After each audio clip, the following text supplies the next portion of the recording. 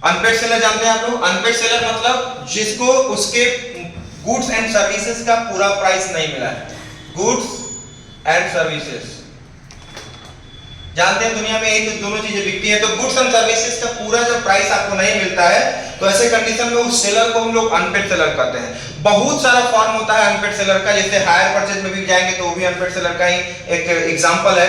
Instalment payment भी वही है, आपने गांव समाज में किसी से आप उधार लेते हैं, बिजनेस करते हैं, तो जो आप डील करते हैं आप जिस व्यापारी से, जिस मर्चेंट से, वो भी आपका अनपेड सेलर के अंदर ही आता है, जो जिसने आपको उधार दे रखा है, जिसका पूरा पेमेंट आपने नहीं किया है। बात समझ में आया?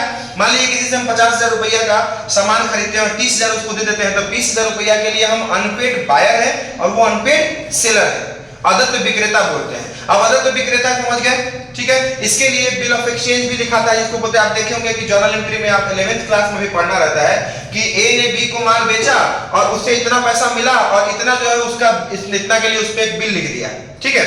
तो उस कंडीशन में जो है वो ए अनपेड सेलर कहलाएगा। अब अनपेड सेलर का कुछ राइट्स होते हैं, क्योंकि सेल जो है वो गुड्स एंड सर्विसेज का ही होता है, दो चीजों के रिगार्डिंग अनपेड सेलर का राइट होता है। पहला तो खरीदने वाले के विरुद्ध वो कुछ उसके कुछ राइट्स होते हैं, और एक होता है बेच मतलब माल के संदर्भ में, यानी गुड्स के रिगार्डिंग कुछ राइट्स होते हैं। तो खरीदने वाले के संदर्भ में कुछ राइट्स है। सबसे पहले तो सूट फॉर प्राइस, मतलब वो फाइल कर सकता है मुकदमा प्राइस के लिए। मान लीजिए 20,000 रुपए का माल है, अब ये 20,000 रुपए के उधार के लिए वो क्रेता पे एक वाद कर सकता है। वाद मतलब होता है मुकदमा, केस फाइल कर सकता है, ठीक है, कि भाई मेरा पैसा दे दो तुम, ठीक है।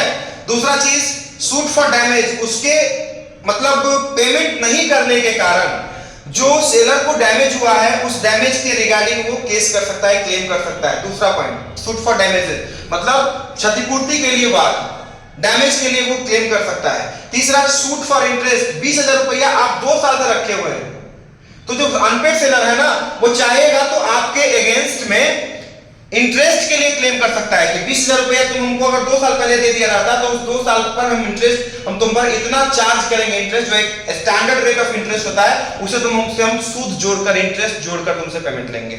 तो इसको भी तीसरा राइट बोलेंगे एक अनपेड सेलर का, अगेंस्ट द बायर, मतलब उस व्यक्ति के अगेंस्ट जिसने उधार लिया था। और लास्ट है to breach the contract before the date, मतलब जो डेट है उस डेट से पहले कॉन्ट्रैक्ट को तोड़ना, ये तोड़ सकता है। अगर उसने पैसा नहीं दिया, बी ने पैसा नहीं दिया, तो हम उसके साथ जो आगे का डील कर रहे थे ना वो डील हम ब्रेक कर देंगे वहीं पर।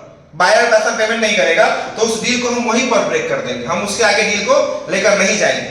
तो ये हो गया आपका रिगार्डिंग द बायर, या बायर के अगेंस्ट में क्या क्लेम है। दूसरा है आपका राइट्स अगेंस्ट द गुड्स, वस्तुओं के रिगार्डिंग क्या उसका राइट्स है। अगर वस्तु उसने बेचा है, गुड्स उसने बेचा है, तो गुड्स को बेचने के अगेंस्ट में उसका क्या राइट है। तो सबसे पहला राइट है राइट ऑफ लीन, ग्रहणाधिकार या विशेषाधिकार, वापस ले लेगा वो माल पे, अपना अधिकार फिर से जमा लेगा।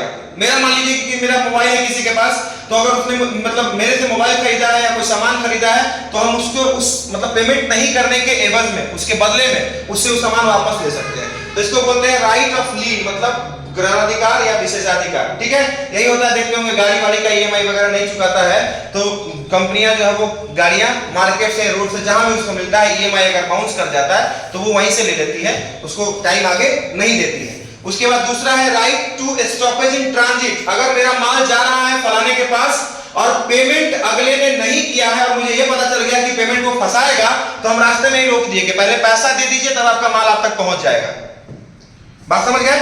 दूसरा कंडीशन रास्ते में रोकने का अधिकार, माल को रास्ते में रोकने का अधिकार। तीसरा है राइट ऑफ रीसेल, आप नहीं दीजिएगा पेमेंट, आपके सामान को जो हमने जब्त किया है, हमने आपके सामान को जो मतलब लीन किया है, फॉरफिट किया है, या मतलब फिर से जो है वो क्या बोलते हैं उसको, हम लोग जब्ती बोलते हैं उसको, जब्त किया है। विशेषाधिकार जो हमने आपके अपने बेचे हुए प्रोडक्ट में फिर से किया है तो उसको हम चाहे तो फिर से बेचेंगे, क्योंकि मेरा काम है बेचना, हम एक सेलर है। आपके कारण हम अपने प्रोडक्ट को जब्त करके जमा करके ज्यादा दिनों तक नहीं रख सकते हैं, रीसेल कर देते हैं, ठीक है। इस देखते होंगे कि गाड़ी वगैरह भी जब्त होता है तो उसका रीसेल निकलता है, फिर से उसका रीसेल होता है, तो दूसरा कोई ओनर अगर चाहे उसको खरीदना, जो बचा हुआ पेमेंट होता है उसमें थोड़ा बहुत ऐड फैड करके उससे उसको दोबारा से बेच दिया जाता है। सेलर को उससे कोई विशेष मतलब नहीं है, वो चाहेगा कि ये माल जो यहाँ पड़ा हुआ है ये निकल जाए, कोई उसको खरीद ले और मेरा जो है वो प्रॉफिट हमको मिल जाए, बस। तो राइट दो तरीके से होता है अनपेड सेलर का, माल के विरुद्ध और जो बायर है उसके विरुद्ध, बायर के विरुद्ध वो प्राइस के लिए क्लेम कर सकता है, डैमेज के लिए क्लेम कर सकता है, इंटरेस्ट के लिए बोल सकता है कि भाई तुम इतना दिन पैसा रखा उसका हमको इंटरेस्ट दो, और to breach the contract for before the date, date से पहले ही कॉन्ट्रैक्ट को तोड़ देंगे। भाई हम तुमसे लगातार डील कर रहे थे, पता चला कि अब तुम्हारा क्रेडिट मार्केट में अच्छा नहीं रहा, तुम पेमेंट नहीं करोगे, तुम्हारा जो हम आपसे हम मतलब रिलेशन तोड़ लेंगे, आपके साथ हमारा कॉन्ट्रैक्ट और डील नहीं होगा। आगे बढ़े। दूसरा फिर यही चीज है, लीन मतलब वस्तुओं को वापस ले लेना। दूसरा, तीसरा है आपका मार्ग में रोक देना, रास्ते में माल को रोक देना, और तीसरा है आपका राइट्स ऑफ रीसेल। रीसेल मतलब दोबारा से आपके जब्त किए हुए माल को बेच देना। ठीक है, तो ये होता है, ये सबसे आसान क्वेश्चन है। अगर आपको क्वेश्चन पूछता है कि who is an unpaid seller, इसके राइट्स बताइए, तो उस कंडीशन में आप कितना आंसर करेंगे। ठीक है, बहुत ही छोटा क्वेश्चन और बहुत परफेक्ट आंसर होगा इसका। ठीक है, चलिए कीजिए, फिर देखते हैं।